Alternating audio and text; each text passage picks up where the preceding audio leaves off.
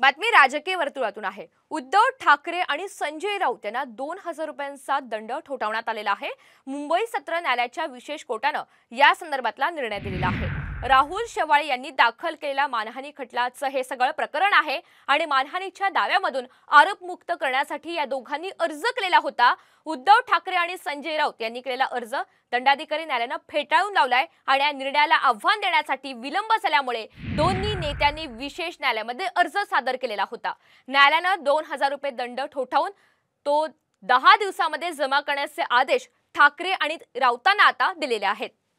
राहुल शेवाळे यांनी दाखल केलेल्या मानहानी खटल्याचं हे सगळं प्रकरण आहे आणि या संदर्भात उद्धव ठाकरे आणि संजय राऊत यांना आता 2000 रुपये दंड ठोठावण्यात आलाय। तर कोर्टाने 2000 रुपये दंड ठोठावून तो 10 दिवसांमध्ये जमा करण्याचे आदेश आता ठाकरे आणि राऊतांना दिलेले आहेत।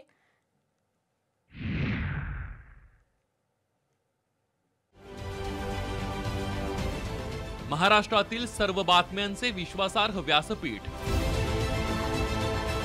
सकाळच्या सर्व सोशल मीडिया प्लॅटफॉर्मला लाईक, फॉलो आणि सबस्क्राइब करा। तसंच सर्व नोटिफिकेशनसाठी बेल आयकॉन प्रेस करायला विसरू नका।